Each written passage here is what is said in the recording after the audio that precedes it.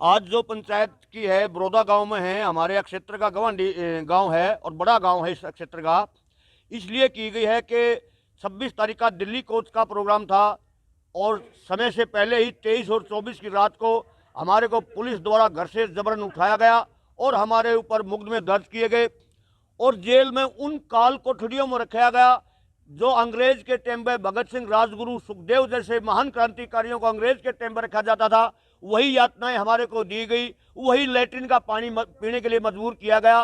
कोई चाय, कोई खाना, कुछ नहीं था। और 5 दिन में परमात्मा की दया से आज ये धूप हमारे को लगी है। वो चक्कियों में ताला लगा दिया गया, जहां एक आदमी की होती है 4-4 आदमियों को वहां ठूसा गया।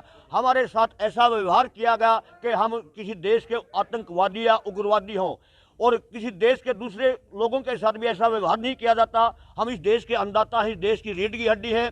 हमने पहले ही ऐलान कर दिया था कि 3 काले कानून जिसकी कोई जरूरत नहीं है वो वापस ले लीजिए, लेकिन सरकार अहंकारी है और किसानों ने सरकार का अहम तोड़ भी दिया है। सरकार कहती थी कि बैरिगेट लगाए सरकार ने देखो कि इससे आगे हम जाने नहीं देंगे। सरकार के सारे बैरिगेट भी तोड़े, सरकार ने डंडे भी चलाए, 70-70 साल के बुजुर्गों के ऊपर पानी की बौछारें भी डाली। सब कुछ हमने सहन किया, शांतिप्रिय ढंग से सहन किया और सरकार का हमने गुरूर तोड़ने का काम किया है। और कल गोहाना क्षेत्र से हजारों ट्रैक्टरों की संख्या में दिल्ली की तरफ कूच करेंगे, जो राई बॉर्डर है उससे आगे कूच करेंगे। इसी क्रम में हम गांव गांव में घूम रहे हैं और लोगों का भारी समर्थन मिल रहा है।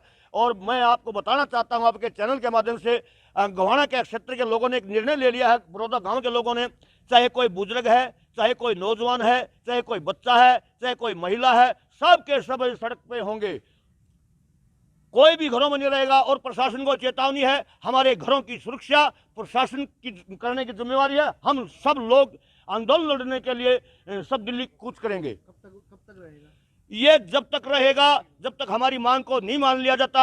या तो हम मरेंगे, खपेंगे, या हम आंदोलन जीत के ही वापस आएंगे। कोई भी घर वापस नहीं आएगा।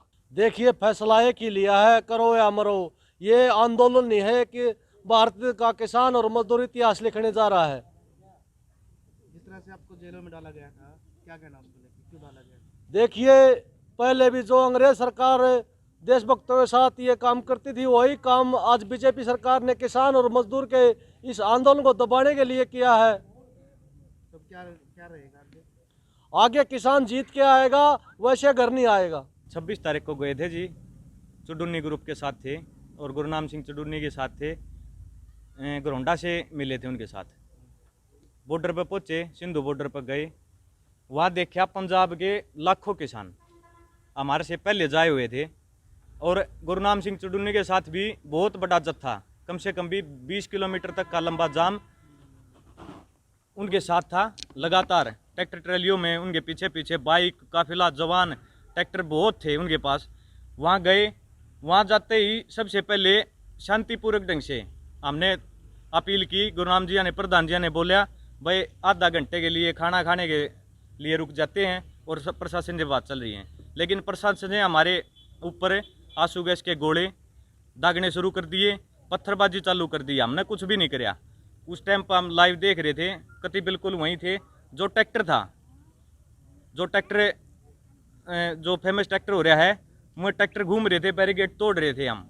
उसके बाद सरकार ने हमारे ऊपर आंसू गैस के गोले, पानी की बौछारें चालू कर दी और लाठीचार्ज करनी चालू कर दी।